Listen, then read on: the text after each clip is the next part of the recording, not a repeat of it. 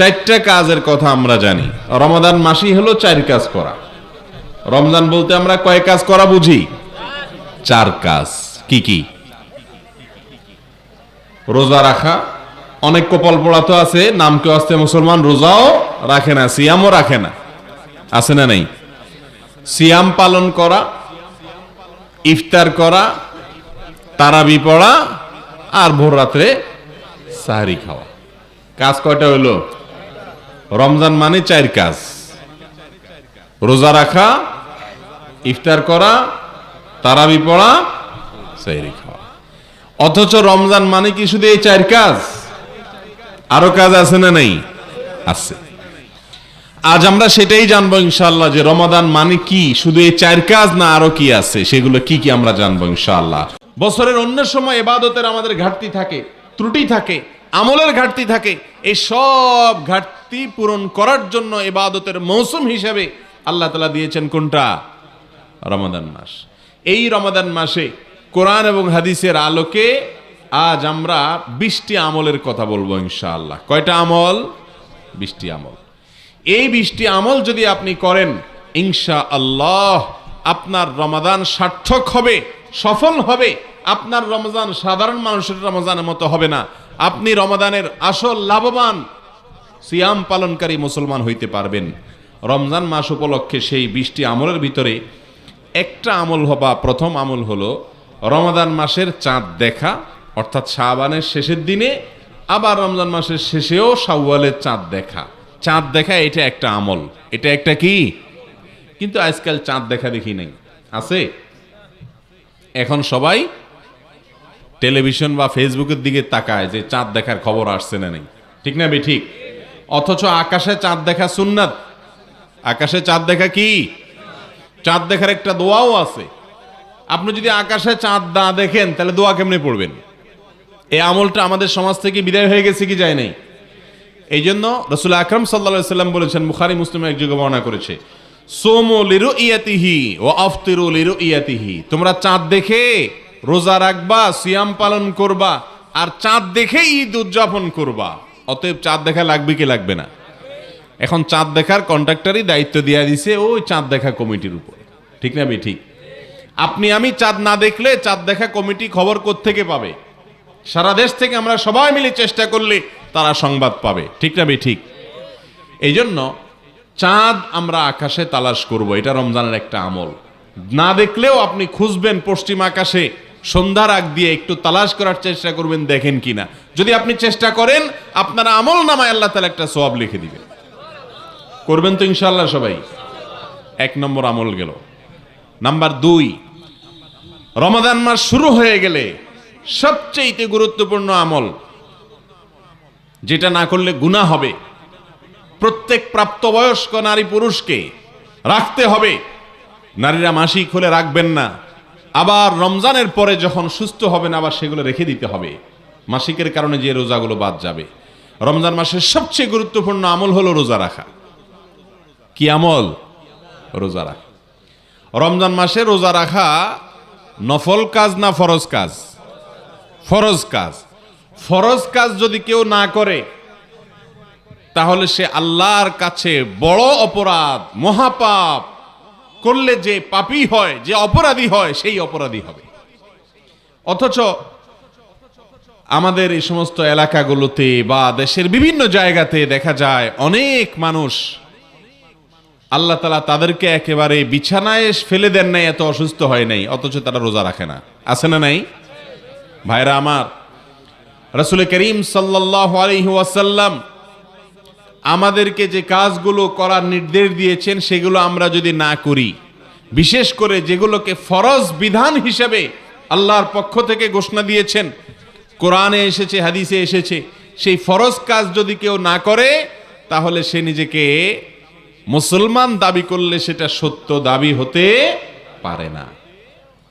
রোজা রাখা ফরজ না নফল কাজ? ফরজ। অতএব একজন প্রাপ্তবয়স্ক নারী বা পুরুষের জন্য রোজা না রেখে থাকা, সুস্থ মানুষের জন্য রোজা না রেখে থাকা জায়েজ না হারাম? হারাম। ভাইরা আমার, যদি কেউ রোজা না রাখেন আর এই অবস্থায় তার মৃত্যু হয়, আল্লাহ না করুন তাহলে মহাপাপী অপরাধ হিসাবে তার মৃত্যু হলো। এই জন্য আল্লাহ বলেছেন কোরআনে, কুতিবা আলাইকুমুস সিয়ামু কামা কুতিবা আলাল্লাযীনা মিন ক্বাবলিকুম লাআল্লাকুম তাত্তাকুন। ও ঈমানদারেরা, তোমাদের জন্য রোজা ফরজ করা হয়েছে যেমনি ভাবে ফরজ করা হয়েছে তোমাদের আগে যত জাতি পৃথিবীতে আসছে, যত নবী রাসূল পৃথিবীতে এসেছেন, সবার উপরে রোজা ফরজ করা হয়েছে, তেমনি ভাবে তোমাদের উপরেও রোজা ফরজ করা হয়েছে। অর্থাৎ এটা শুধু আমাদের উপরে ফরজ করা হয় নাই, আগের যুগের সমস্ত নবীদের উপরে, সমস্ত জাতির উপরে, সকল রাসূলদের জাতিদের উপরে আল্লাহর পক্ষ থেকে ফরজ ছিল। সবাই রোজা রেখেছেন, আপনি রোজা না রাখলে আপনি কপাল পোড়া হয়ে যাবেন। জাহান্নামে রোজা না রাখার কারণে কোন কোন বর্ণনায় আসছে পাও উপর দিকে ঝুলিয়ে তাকে প্রহার করতে থাকা হবে। আনন্দ লাগে না? নবী করিম সাল্লাল্লাহু আলাইহি সাল্লাম বলেছেন, লিসাইমি ফারহাতান, রোজাদার ব্যক্তিকে আল্লাহ তাআলা দুইটা আনন্দ দিবেন। কয়টা আনন্দ? ফারহাতুন ইনদা ফিতরি, একটা আনন্দ হলো রোজার রাখার পরে সন্ধ্যার সময় যখন ইফতার সামনে নিয়ে বসবেন, যখন ইফতার সামনে নিয়ে বসবেন তখন কি লাগবে? আনন্দ লাগবে কি লাগবে না? আল্লাহু আকবার। কি আনন্দ লাগে তখন বলেন তো? সারা রাত না খাইয়া সকালবেলা নাস্তা করলে এত আনন্দ লাগে না, কিন্তু রমজান মাসে রোজা রাখার পর ইফতারির সামনে আছে, আপনি খাইতেছেন না, আজানের অপেক্ষায় আছেন বা সূর্য ডুবার অপেক্ষায় আছেন, সূর্য ডুবে গেছে, আপনি ইফতারি করলেন, অনেক বেশি আনন্দ লাগে কি লাগে না? পৃথিবীতে মানুষ 2-4 দিন ক্ষুধার্ত থাকার পরেও আপনার যদি কোনো খাবার গ্রহণ করে সেখানে এত পবিত্র আনন্দ থাকে না, রমজান মাসে বা যে কোনো সময় রোজা রাখার পরে ইফতার করার সময় যে আনন্দটা লাভ করে। ভাইরা আমার, রমজান মাসে রোজা রাখার পরে যারা ইফতার করে তখন তো আনন্দ পায়, আরেকটা আনন্দ আছে বাকি, এটা হলো নগদ, আরেকটা হলো বাকি। যারা প্রাপ্তবয়স্ক হওয়ার পর থেকে মৃত্যু পর্যন্ত যত কষ্ট হয়েছে, রোজা ছাড়ে নাই, সওম বলে এটাকে, কোরআন হাদিসের ভাষায় সিয়াম বলে, এই সিয়াম যেটাকে আমরা রোজা বলি, এটা কখনো ছাড়ে নাই, এই ব্যক্তিদের জন্য এরকম পুরস্কার। শুধু সেটা না, আরো আশ্চর্যের কথা শুনেন, আল্লাহু আকবার। কোরআন হাদিসে আল্লাহ আমাকে ক্ষুদ্র যে জ্ঞান দিয়েছেন বা আমি কোরআন হাদিস পড়ে যতটুকু জেনেছি, এটার সার নির্যাস আকারে আজকে আপনাদেরকে একটা কথা বলি, তা হলো যত আমল ইবাদত ইসলামে আছে, বিশেষ করে ইসলামের 5টা মূল কাজ, 5টা স্তম্ভ পিলার আছে, ঈমান, 5 ওয়াক্ত সালাত, যাকাত, রমজানের রোজা আর হজ। কয়টা রোকন ইসলামের? 5টা। এই 5টা হলো মূল কাজ। মূল কাজ যদি কেউ না করে তাহলে তার কোনো ভ্যালু থাকে আর না। রোজা সম্পর্কে আল্লাহ তাআলা কত নেকি দিবেন, একটা রোজা রাখলে কয়টা সওয়াব দিবেন, কয়টা নেকি দিবেন, এর কোনো ফিগার, অঙ্ক, পরিমাণ আল্লাহ উল্লেখ করেন নাই। আল্লাহ বলেছেন ইল্লা সাওম, তবে রোজা এমন একটা আমল, আস-সাওমু লি ওয়া আনা আজজি বিহি, আল্লাহ বলেছেন রোজাটা বান্দা আমার জন্য রাখে। কার জন্য রাখে? আল্লাহর জন্য রাখে। আল্লাহ বলেছেন এই জন্য ওয়া আনা আজজি বিহি, আমি রোজার পুরস্কার নিজে হাতে দেব।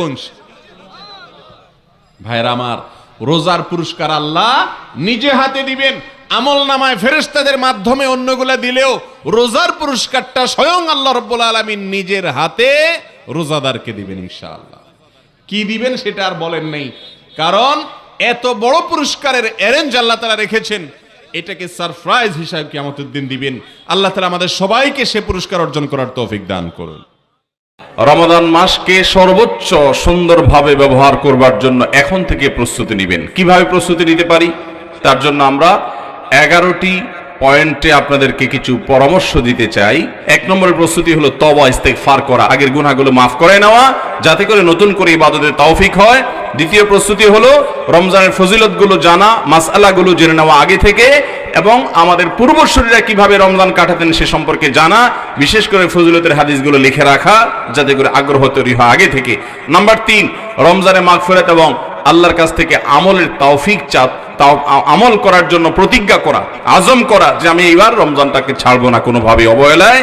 4 নম্বর প্রস্তুতি হলো আগের বছর রমজানের কাজা রোজা থাকলে সেগুলো করে ফেলা। 5 নম্বর হলো অন্তরকে হিংসা, বিদ্বেষ এবং শিরিক থেকে পরিচ্ছন্ন করা, কারণ সাধারণ ক্ষমার জন্য এগুলো বাধা হয়। 6 নম্বর প্রস্তুতি হলো সোশ্যাল মিডিয়া নিয়ন্ত্রণ করা, প্রয়োজনে টোটাল অ্যাপগুলো আগে থেকে ডিলিট করে ফেলার প্রস্তুতি নেওয়া এবং সেটা না পারলে অন্তত একটা নির্দিষ্ট টাইম ফরম্যাট ঠিক করা যে এর বাইরে আমি এটা ব্যবহার করব না। আর 7 নম্বরের প্রস্তুতি হলো আগের বছরের রমজানে কি কি ভুলের কারণে আমার ইবাদত হয় নাই সেগুলো চিহ্নিত করে বের করে এই বছর সেগুলো যেন রিপিট না হয় সেজন্য অবশ্যই প্রতিজ্ঞা করা। এবং 8 নম্বরের প্রস্তুতি হলো শাবান মাসে ইবাদত বন্দিগি, এটা রমজানে যেগুলো করব সেগুলো রিহার্সেল প্রস্তুতিমূলক শুরুটা এখন থেকে করা, নফল রোজা বেশি বেশি করে রাখা, নবীজি এই মাসে বেশি নফল রোজা রাখতেন। 9 নম্বর প্রস্তুতির অংশ হলো যে রীতিমতো একটা ছক এঁকে ফেলা, আমি কিভাবে রমজানের 24 ঘন্টা কাটাবো, রুটিন করা, এই রুটিনটাকে টাঙিয়ে ফেলা, এখন থেকে করে ফেলা সেটা। 10 নম্বর প্রস্তুতির অংশ হলো আমি যাতে শাবানের শেষ দিন রমজানের সূর্যটা, রমজানের চাঁদটা দেখতে পাই, যদি দেখতে না পাই অন্তত খুঁজবো, এটা রমজানের প্রস্তুতির অংশ। 11 নম্বর হলো আল্লাহর কাছে তৌফিক এবং দোয়া, এখন থেকে কামনা করা, হাত তুলে দোয়া করা আল্লাহর কাছে, আল্লাহ আমি রমজানে যে ইবাদতের তৌফিক পাই আপনি আমাকে সেই তৌফিক দান করেন।